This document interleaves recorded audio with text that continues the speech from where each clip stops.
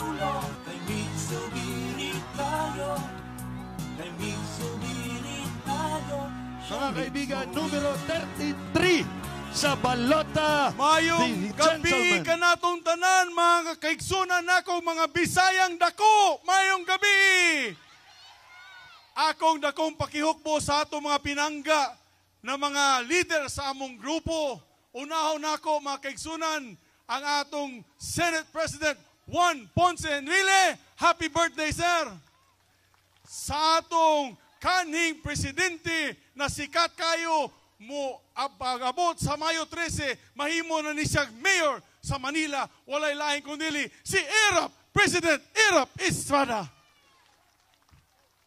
O sa umabot na 2016, kining tawhana mga kaigsunan ang iyang kasing-kasing na sa mga kabus o tibawa nato mga kaigsunan sa tibok nasod Pilipinhon kay nakita saksi ko mga kaigsunan kung unsay kabuutan, kung grabe kabuutan kining tawhana, walay laing kundili si Vice President Jujumar Binay. Mga kaigsunan, apil sa ako mga kaigsunan sa una, mayong gabi kanatong tanan. Mga palangga nako mga bisdak, nako istorya kaninyo. Pagsugod ko sa politika sa 1998, isip usa ka kongresista. Nagtingala ko na tanan tao, daghan kay tao, gapila sa gawas sa akong balay. Banggitan man ko baguhan o kanang bag-o na kongresista. Ako giduulan ang akong ama. Nangutan ako sa iya, inani ba tay ang pagserbisyo sa atong katawan na daghan ang gapila o gapangayo o kwarta. Ingnan niya ko, Migs, adtuan na sila tanan sa gawas, kay istoryahan sila o mangutana sa ila kung unsay ilang problema, mga kaigsunan. Istoryahan ako, nangutan ako sa ila. 95% sa ato mga katawhan nagapila dito sa gawas, ang ilang problema ang walay pambayad sa tambal. Walay pambayad sa pampatambal sa ilang mga anak, ilang mga asawa o ilang mga ginikanan. Luoy kayo ilang kahimtang. So nangita mig paagi, mga kaigsunan. Nangita mig paagi na matabangan ang atong mga kaigsunan dito sa akong probinsya sa Bukidnon. Unsay gihimo namo mga kaigsunan, gipa-apply namo kami ang una sa 2001 na sa pinakadaghan na mga nag-apply o enrollees sa PhilHealth program. Una gyud ang probinsya sa Bukidnon, 165,000 kapamilya ang among gitagaan. Pagsugod, salamat sa pakpak mga kaigsunan. Pagsugod sa programa, wala na'y kapila sa gawas sa among balay, kay murag nasulbad ang ilang problema. Paghuman sa 2 ka bulan, nadubli. Hinaon ang tao sa gawas sa among balay. Nagtingala ko, nano man nagdubli ang tao sa gawas. So ako sila gipangutana. Ang sulti nila kanako mga kaigsunan, Megs, salamat kaayo sa PhilHealth, pero porbida, pag-abot namon sa hospital, dili di ay ni makabayad sa tanan namong gastos sa hospital. 50% ra, 60% la. Manapay na bilin na 40 o 50% na ilang bayaran na dili nila kayag bayaran.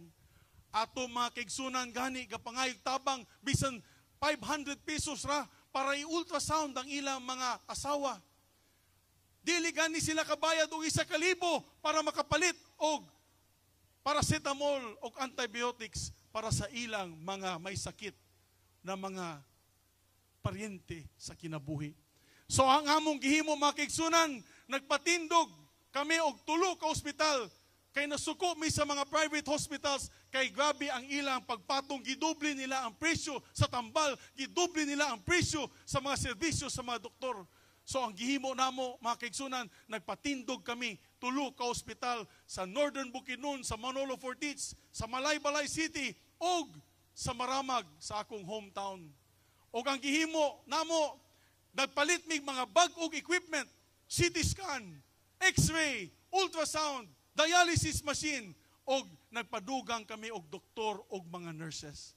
Karon, gusto na ko ipahibalo sa inyo na tanan mga kaigsunan na dito sa among probinsya gi-practice na namo ang gitawag na no balance billing. Unsa nang pasabot ang no balance billing? Walay bayad ang pagpatambal sa ato mga pasyente dito sa Bukidnon sa among probinsya. Naghinaot ko, paglingkod kog senador, wala lang na ako matapos ang akong termino. Ingnan ako ang akong pamilya ug akong mga igsoon na bisdak na maningkamot yun ko, na maghimo kog usa ka balaod na unta kitang tanan sa nasod Pilipinhon makatilaw na libreng pagpatambal sa ato mga kaigsunan, mga palangga na akong Cebuanon. Ang problema, mga kaigsunan, kulang ang atong pambayad sa atong pagpatambal o mayong paglawas na programa sa atong gobyerno. Pero na ako'y i-announce kaninyo, na ako'y i-announce karong gabi una. Dunay plano ang gobyerno na ipibado ang mga pampublikong hospital diri sa atong nasod. Imbis na tagaan kamog libreng pagpatambal ang programang mayong pangpalawang-palawa, mayong lawas na makatabang sa katawhan, ang plano sa gobyerno na ipapribado ang atong pampubliko na ospital. Ang ilang plano, i-privatize ang National Orthopedic Center, ang East Avenue Medical Center, o dinhi sa probinsya sa Sugbo, doon na sila'y plano na i-privatize ang Vicente Soto Medical Center. Masugot ba ang mga Sugbuanon na ipapribado ang ospital? Dili ta mo sugot mga kaigsunan. Di ganita kapangita o kwarta pambayad sa tambal, pambayad sa serbisyong doktor, ila pa nang ipapribado ang ospital. Luoy kayo ang atong mga kaigsunan. So tabangin mi mga kaigsunan ko, tabangan ang United Nationalist Alliance kay dinhi sa among grupo. Sigurado ko na libre ang pagpatambal sa atong mga kaigsunan sama sa gihimo ni Vice President Bujomar Binay sa Makati o among nahimo sa Bukidnon. Kay kung makaya namo dito mga kaigsunan, makaya po nato dinhi sa Cebu, sa Bohol, sa Leyte, sa Samar o sa lain-laing probinsya sa atong nasod. Gisugdan nako dili sa paghinambog mga palangga nako magsubuanon. Gisugdan nako kining programa dinhi sa Sugbo. Doon ako'y gitawag na Indigency Health Program gikan sa akong PDAP. Nagbuhos ko kwarta sa Vicente Soto o sa Cebu City Government Hospital. O nakatabang ko sa 6,000 kapasyente dinhi sa Sugbo. O dili pod sa paghinambog mga kaigsunan ko, sa akong PDAP, gamay raman ako nadawat na PDAP, akong gibuhos dinhi sa Cebu City, sa Cebu Province, dito sa Vicente Soto Memorial Center, Vicente Soto General Hospital, sa usa ka dako na building, 30 million pesos. Sunod na semana, inaugurar na ang building para ni sa mga kabataan o bag-o na pediatrics ward para sa ato mga kabataan. Kaya ako natuo mga kaigsunan, basta pag sa Tagalog pa, pag-abot sa pagdating sa kalusugan, dapat sagot ng pamahalaan.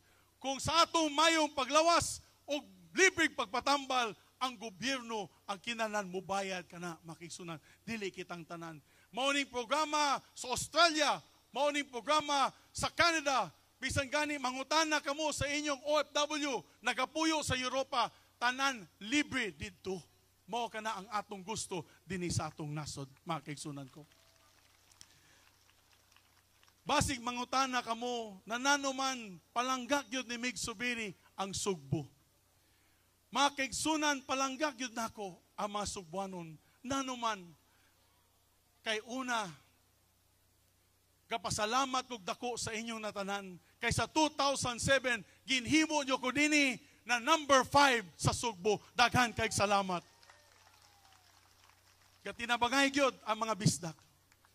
Ikaduwa, kining inyong higala o igsoon na si Mig Subiri, usa ka deboto sa Senyor Santo Niño. Beat Senyor! Viva Senyor Santo Niño! Viva! O mga kaigsunan, ikatulo, siguro daghan sa inyo wala ninyo mahibal ani. Nang igsuon sa akong lolo nagpuyo dinhi sa Sugbo. Doon na say usa ka anak katong kanhi announcer sa radyo na ang iyang ngalan sa radyo atong panahona is Iyo Carpo. Si Ben Subiri ang nagsulat sa paboritong kanta ni Governor Gwen Garcia na Matudnila, the Visayan love song. Mao kana na duol kais kasing-kasing ni Mig Subiri. So sa katapusan mga kaigsunan, hangyo ko kaninyo kinasing-kasing na hangyo na in taon ayo kalimti ang inyong igsuon ug higalag na bistak na permanente katabang sa tanan programa o proyekto dinhi sa probinsya o syudad sa Sugbo na si Migs Subiri. O ayaw pod kalimti mga kaigsunan ang atong grupo sa una nanuman kay sa una mulambo ang kinabuhi sa atong katawhan. Mabuhay ang una! Mabuhay ang Sugbo! Mabuhay atong nasod! Daghan kay salamat ako maigsoon.